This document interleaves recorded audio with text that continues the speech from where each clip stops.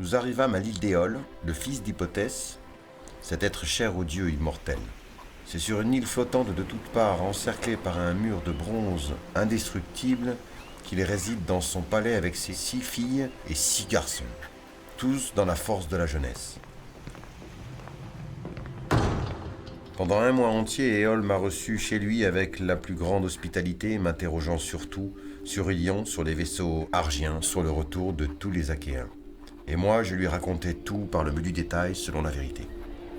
Puis un soir, alors que nous étions en train de festoyer, je lui demandai « Ô grand Éole, toi qui m'as reçu avec mon équipage dans la plus grande bonté, je te remercie grandement pour ton hospitalité.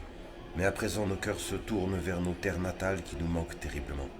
Ainsi, je te demande la permission de prendre congé de ta magnifique île afin de retrouver nos familles. » Au lieu de me refuser la permission, il me répondit « Rien de plus naturel que de vouloir retrouver les êtres qui nous sont chers, Ulysse. C'est pourquoi je t'aiderai dans cette tâche, en t'offrant un objet que les dieux m'ont confié, afin que tu puisses rejoindre ta terre le plus rapidement possible. » Et après 3 jours de préparation, Éole me donna une outre faite avec la peau d'un bœuf de 9 ans qu'il avait écorché lui-même. Dans cette outre, il tenait soigneusement enfermés tous les vents qui hurlent, car Zeus, fils de Cronos, lui avait confié la garde des vents et le pouvoir de les apaiser ou de les déchaîner à sa volonté. Il attacha ce cadeau dans la cale de mon navire avec un brillant câble d'argent pour qu'aucun vent, même la plus petite brise, ne puisse s'en échapper.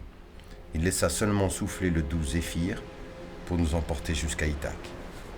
Pendant 9 jours de suite, jour et nuit, nous voguâmes sans arrêt, et au 10e jour, les champs de la patrie apparurent enfin à l'horizon.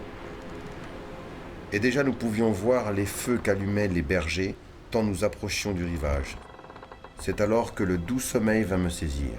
Il faut dire que j'étais épuisé, car je n'avais pas lâché le gouvernail, impatient que je fus d'arriver.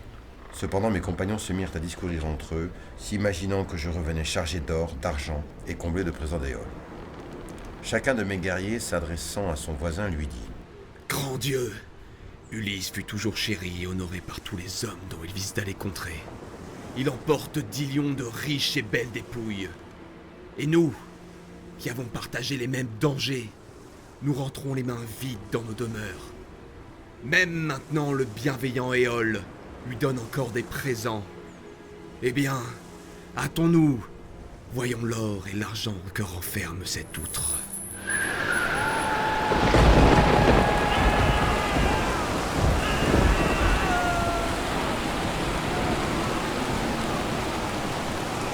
Soudain, la tempête nous rejeta au milieu de l'océan, loin des terres de nos pères. Éveillé tout à coup, je me demandais s'il fallait me jeter du vaisseau pour mourir noyé dans la mer, ou si je devais supporter une fois de plus mon sort en silence et rester encore au milieu des vivants.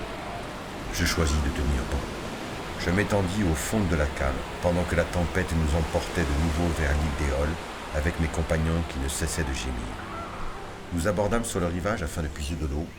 Les compagnons s'empressèrent aussitôt de prendre leur repas. Dès que nous finîmes de manger et de boire, j'emmenai un héros et un compagnon pour monter ensemble vers le palais magnifique d'Éole. Ce dernier se trouvait à table en train de festoyer avec sa femme et ses enfants. Une fois entrés dans le palais, nous nous asseyâmes sur le seuil de la salle, près des montants de la porte. En nous découvrant ainsi, les convives furent tous étonnés et ils m'interrogèrent. « Comment se fait-il que tu reviennes, Ulysse ? Quelle divinité funeste te poursuit donc encore ? Nous avions pourtant préparé ton voyage avec soin, pour que tu puisses regagner ta patrie, ta demeure, tout ce que tu désires. » À ces paroles, je lui répondis, le cœur rempli de chagrin. « Hélas, ce sont mes compagnons qui ont causé mon malheur avec leur stupide imprudence, mais aussi le maudit sommeil qui s'est emparé de moi. Mais vous, mes amis, secourez-moi puisque vous en avez le pouvoir. » C'est ainsi que je parlais en cherchant à les toucher par de douces paroles. Mais ils restèrent tous silencieux, et seul Éole me répondit. « Fuis promptement de cette île, toi le plus misérable de tous les mortels. Il ne m'est point permis de te secourir ni de favoriser le départ d'un homme que les dieux bienheureux haïssent. Fuis donc, puisque tu es revenu en ces lieux poursuivi par la colère des immortels. » À ces mots, il me chassa de son palais, et je poussai de lourds gémissements. Nous reprîmes la mer, le cœur plein de chagrin. À force de peiner sur les rames, mes marins étaient épuisés de fatigue. C'était bien notre faute. À cause de notre sottise, notre retour nous échappait encore.